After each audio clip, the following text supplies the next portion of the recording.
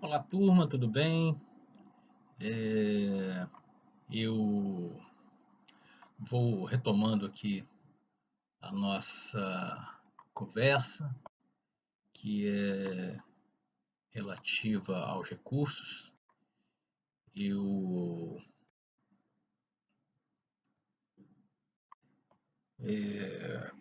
peço desculpas porque eu fiquei de continuar ainda na sexta-feira, mas como eu também estou de férias do tribunal, acabou que no fim de semana eu não sentei muito no computador, então não gravei mais nada.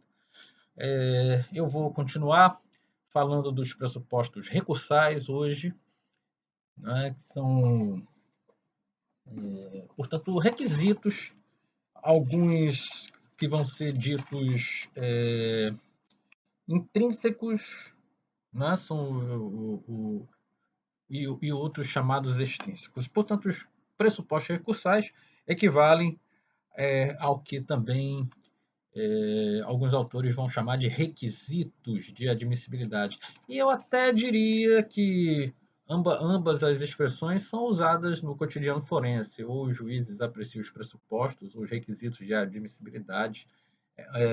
Ambas as locuções estarão presentes no cotidiano de vocês.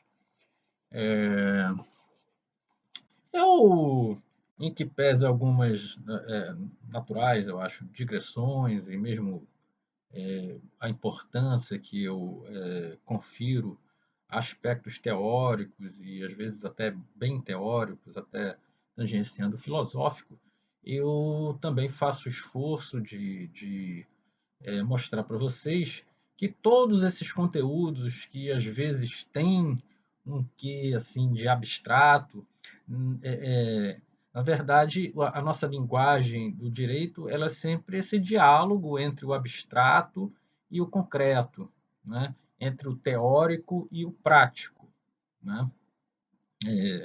Nós não temos como ser bons profissionais do direito aprendendo só a prática sem ter um bom domínio da teoria. E também ter muito domínio da teoria, mas não colocar isso em prática, pode fazer de toda essa nossa preparação algo pouco útil, né? De tal maneira que é importante, eu digo sempre, é muito, muito, muito importante estudar e estudar sempre. Ler os autores mais práticos, os autores que eu diria que são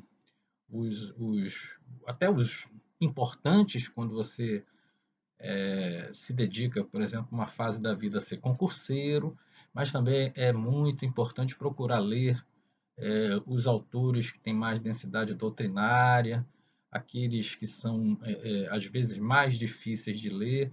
É importante ter alguma exposição a todo esse espectro da doutrina. É muito importante ler jurisprudência, conhecer o que os juízes, o que os tribunais têm dito sobre as matérias, né? Porque o direito é essa construção de permanente diálogo entre teoria e prática, entre doutrina, jurisprudência, aplicação do direito e, inclusive, é importante saber como as pessoas estão, digamos, absorvendo as muitas regras, né, que são colocadas no espaço da comunicação. Então, é um desafio para nós, por exemplo, compreender por que que existem leis e decretos, regulamentos, por exemplo, estabelecendo a obrigatoriedade do uso da máscara em locais públicos e em locais privados onde haja reuniões de pessoas, né? Onde são locais privados, aonde as pessoas vão, por exemplo, supermercado, shopping center, academia, né? E por que que, apesar da lei, as pessoas desobedecem. O que há de, inclusive, psicológico e sociológico, né, que motiva as pessoas a descumprirem a lei, né? Então, para a gente tentar compreender isso, se é que é possível compreender, a gente precisa estudar muita teoria e estudar muita prática. E, do fundo do coração, é preciso a gente ter a capacidade de se indignar também, né? Eu tenho a crença, desde os meus tempos de calouro na Faculdade de Direito, que o estudante de direito aquele que adota o direito como profissão não combina com ele, com ela, né? Ser passivo, né? Eu acho que quem estuda direito, quem estuda as leis, o funcionamento da sociedade, assim como, por exemplo, eu acho que tem quem estuda economia também, que é uma outra das chamadas ciências sociais aplicadas, né? Não tem, não é que não tenha o direito, não combina mesmo ser passivo, porque o direito e a economia são estudos voltados à, à realidade, né, das relações sociais. Então, as relações sociais, e a pandemia está aí para nos ilustrar isso, né? O quanto de reflexos, de imbricações tem o fenômeno, que é um fenômeno, em princípio, um fenômeno da saúde mundial, né? De uma doença. Em princípio, seria um assunto médico, mas ele tem as implicações sobre as regras, sobre as leis e talvez até com mais violência, com mais virulência para ficar no campo do vírus, sobre a economia. E, nesse contexto, não vejo como sequer um profissional do direito ou da economia não ter opinião, né? Tem de ter opinião sobre as coisas que estão acontecendo. Daí que é uma conversa que eu ainda já tem alguns dias que eu quero gravar, mas ainda me faltou alguma organização, né, para elaborar um roteiro, falar sobre as manifestações de juízes, de ministros, a respeito das questões cotidianas e políticas que estão nos rondando e o que isso tem de eventualmente legal, ilegal, razoável, não razoável, nos limites ou além dos limites do que, por exemplo, pode falar um juiz. Toda essa digressão era para simplesmente voltar no estudo dos recursos, né? E nos aspectos teóricos e práticos dos recursos, né? Portanto, os pressupostos recursais ou os requisitos de admissibilidade dos recursos, voltando, eles podem ser pressupostos intrínsecos, ou seja, pressupostos que se relacionam a aspectos, eu poderia dizer, aspectos internos, próprios da decisão que está sendo questionada, ou de como a lei processual trata, né, esses requisitos no que concerne estritamente ao documento, sentença, ao qual se dirige ou contra o qual se dirige o recurso, né? Já os requisitos, pressupostos extrínsecos dizem respeito muito mais a ações, a atos que são exigidos do recorrente, né? Então, os intrínsecos dizem respeito eu diria que aspectos da decisão propriamente dita e os pressupostos extrínsecos a, a uma atividade do recorrente, né? Requisitos que o recorrente precisa cumprir para que o seu recurso seja considerado rígido, idôneo, né? Os pressupostos intrínsecos, nós citaríamos três, que seriam o cabimento, que se refere, né, se refere primeiro à recorribilidade, né, da decisão, ou seja, a decisão deve ser uma decisão passível de recurso, portanto, no processo de trabalho de regra não haveria cabimento de recurso em se tratando de decisão interlocutória, para citar um exemplo, né? O recurso tem de ser cabível, tem de ser o recurso adequado, né? O recurso cabível também é o recurso adequado. Contra aquela decisão, sentença de primeiro grau, cabe recurso ordinário, ou seja, um agravo de petição ou um recurso de revista não seria cabível para para desconstituir, por exemplo, obter uma reforma dessa sentença de primeiro grau, não obstante, lembrem que existe a possibilidade de se reconhecer uma fungibilidade, né? Em caso de o recurso estar com o nome em iuris incorreto, inadequado, errado, foi um erro de Ctrl+C ou Ctrl+V, era recurso de ordinário, conteúdo de recurso ordinário veio com o nome de recurso de revista, mas se o erro não for simplesmente esse erro material, um recurso de revista não preencheria o pressuposto, o requisito, na medida em que não seria o recurso adequado.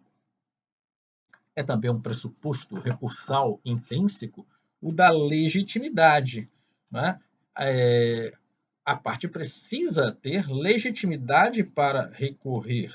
O artigo 996 do Código de Processo Civil estabelece que o recurso pode ser interposto pela parte vencida, pelo terceiro prejudicado e pelo Ministério Público como parte ou como fiscal da ordem jurídica. Então, essa legitimidade para recursar, para recorrer, desculpa, é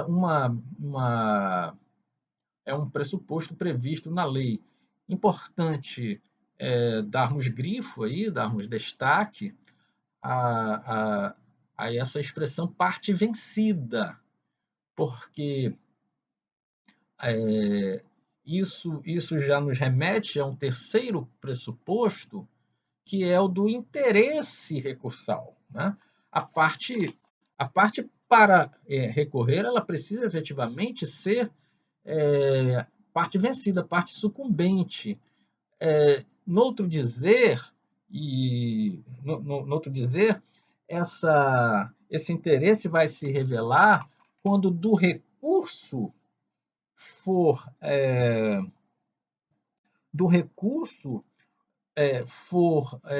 digamos, for aplicável ao recorrente uma vantagem, né? Se não se vislumbrar, era a palavra que eu queria lembrar, se não se vislumbrar do recurso a obtenção de uma vantagem, né? De uma vantagem para o recorrente, nós vamos ter de afirmar que não existe o interesse recursal, né? Assim como quando dizemos do interesse de agir, do interesse aquele do artigo 17 do Código de Processo Civil, o interesse para ajuizar a ação, né? O interesse se reconhece quando se vislumbra para o autor, né, a possibilidade, ou ao menos a probabilidade de obter do recurso, ou desculpa, do recurso, de obter da ação a vantagem pretendida, né? Se não há vantagem a ser obtida pelo processo, não há interesse, aquela que é uma das condições da ação. E aqui também, quando se trata de recurso, espera-se que do recurso a parte vencida, sucumbente, a parte que recorre, tenha uma uma efetiva possibilidade, né, de obter vantagem. É por isso que se diz que a parte que não perdeu não recorre, porque qual é, em resumo, qual é o interesse, né? Qual é a utilidade, né, do recurso para quem não perdeu, né? E aí nós passamos aos pressupostos recursais extrínsecos, aqueles que, portanto, dizem respeito, se relacionam a um comportamento, era a palavra que eu tinha falhado inicialmente, não, se refere a um comportamento da parte recorrente, não a uma qualidade da decisão, ou mesmo a uma posição jurídica estática do recorrente. Aqui temos um comportamento, uma atuação dinâmica do recorrente. O primeiro pressuposto, ou requisito dessa qualidade, é o preparo. Preparo que consiste, de modo objetivo, na obrigação que a parte recorrente tem, se não for ela, claro, beneficiária da chamada justiça gratuita, né? A parte ela é obrigada a recolher, pagar as custas antes de recorrer, né? Óbvio, a discussão, pode pagar as custas ao final. Até pode, mas não se for o caso de recorrer. Isso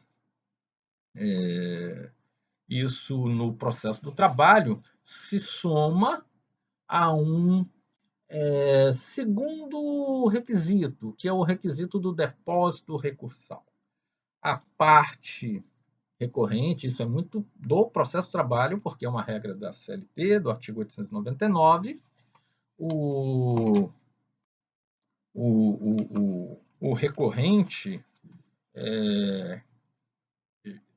no caso o recorrente empregador, para recorrer, ele precisa fazer um depósito que garanta ou a totalidade do valor decorrente da sentença, do valor expresso na sentença, ou, se não, em conformidade com essa regra do artigo 899 da Consolidação das Leis do Trabalho, um valor que esteja conforme uma tabela que é da Justiça do Trabalho, estabelecida pelo TST, é uma tabela que tem um teto. Que tem um teto. E desde anteontem, né, está em, não vou dizer o valor correto. Eu sei que tem professor que pede na prova o valor do depósito recursal. Eu acho que isso é bobagem, porque quando vocês forem advogados, vocês vão consultar esse valor na tabela para não errarem, né? Mas hoje é um valor em torno de R$ 10.000 e para tentar explicar isso bem didático, se a sua condenação for até esse valor, se for uma condenação do seu cliente reclamado, for R$ 9.500, né? Você, para fazer o recurso, tem de fazer o pagamento das custas e depositar os R$ 9.500, né? Se a condenação for R$ 20.000, você não tem de depositar os R$ 20.000. Você tem de depositar os 10.000 e alguma coisa da tabela do TST, que é o teto. Se depositar esse valor da tabela, pode recorrer normalmente, mesmo que a condenação seja 50.000. Ou seja, o depósito recursal ele não é equivalente ao valor integral da sentença ou do valor que foi arbitrado na sentença, se a sentença não foi líquida, ele não é equivalente ao valor integral da condenação, exceto se o valor integral da condenação for até este montante estabelecido pelo TST. Entendam com outro exemplo para não dar dúvida. Se a condenação for R$ 5.000, você reclamado não, é obrigado a depositar os 10.000. Tem de depositar os R$ 5.000. Tem de depositar o valor da condenação. Se o valor for mais do que o teto, você deposita o teto. 10.000 e tantos reais. Eu vou depois tentar mandar para vocês a tabela atualizada, apenas por curiosidade, porque existe um depósito recursal, um valor para o recurso junto ao Tribunal Regional e um valor junto ao Tribunal Superior do Trabalho. Tá? Isso é uma tabela que sai todo mês de agosto do TST. Para efeitos práticos, na Justiça do Trabalho, nós dizemos que preparo é igual a custas mais depósito recursal. Então, muito embora vocês encontrem no livro do professor Mauro Schiavi, preparo, pressuposto, depósito recursal, né? A rigor, nós já estabelecemos que a expressão preparo para nós do processo do trabalho equivale a custas mais depósito recursal, se for o caso. Tá? Evidentemente, o reclamante não tem a obrigação de fazer depósito recursal, e se, como acontece na maioria dos casos, a ele foi concedido ou foram concedidos os benefícios da justiça gratuita, ele está isento de preparo. Como estarão isentos de preparo também pessoas jurídicas, né? Pessoas jurídicas as quais for reconhecida na forma da lei também a justiça gratuita. Né? Então, alguns, por exemplo, empregadores, pessoas físicas, né, conseguem demonstrar, é claro, que não têm condições de pagar as custas ou mesmo condições de efetivar o depósito recursal e poderão recorrer com isenção de uma coisa e de outra, portanto, com isenção de preparo. Ok? Muito bem. O recurso também precisa ter regularidade formal, ou seja, ele precisa cumprir, né? Cumprir os requisitos próprios, né? de uma petição de recurso. Né? Então, isso aqui no processo de trabalho não é algo problemático, né? Mas uma das coisas importantes a sublinhar é que, bom, o recurso tem que ter uma forma própria, né? E ele tem de ter as razões, o recurso tem de ser fundamentado, né? É fundamentado diante, inclusive, daquele princípio da dialeticidade, desculpa, que eu mencionei numa aula anterior. Então, precisa cumprir os requisitos formais. Antigamente se dizia assim, tem de ter assinatura. Hoje é impossível que um recurso seja juntado aos autos eletrônicos e não tenha assinatura, ou seja, assinatura eletrônica. Mas antigamente, inclusive, era um problema sério a questão da assinatura e também de o advogado. Isso continua importante, né? De o advogado que apresenta o recurso, se a parte não estiver atuando com a observância dos postulantes, né? O advogado que assina o recurso, ele tem de ter procuração juntada nos autos, sob pena de não estar cumprida também, ou de não estar cumprido esse pressuposto da regularidade formal. E, por fim, hoje é uma apresentação curta, porque eu estou optando por fazer essas apresentações curtas, porque se eu deixar para esperar o tempo de fazer uma longa, né, esses dias não está dando certo. Então, o pressuposto que me falta dizer aqui é o pressuposto da tempestividade, ou seja, o recurso tem de ser apresentado no tempo ou no prazo previsto em lei. O prazo próprio dos recursos trabalhistas, do recurso ordinário, que é o primeiro que a gente fala, do recurso revista, o prazo é 8 dias, para que não reste dúvidas, né? Esses prazos hoje são todos, inclusive os prazos trabalhistas de início, quando o CPC 2015 entrou em vigor, houve uma tensão nos ares da Justiça do Trabalho sobre se nós íamos aplicar imediatamente o Código de Processo Civil para que os prazos fossem contados em dias úteis. Então, isso já de algum tempo está pacificado e definitivamente sepultada a discussão a partir da Lei 13.467 de 2017, que foi a lei da infausta, eu não curto muito, reforma trabalhista. Essa discussão deixou de existir. Os prazos são prazos de dias úteis, são 8 dias úteis. Lembrando que se esse prazo for para a fazenda pública, nos termos do artigo 183 do CPC, esse prazo é contado em dobro, se forem as procuradorias do Estado, a Advocacia da União, né? O prazo é contado em dobro. Tá?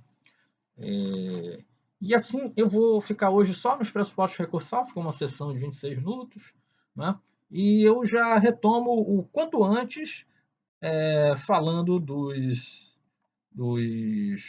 efeitos dos recursos trabalhistas. Ok.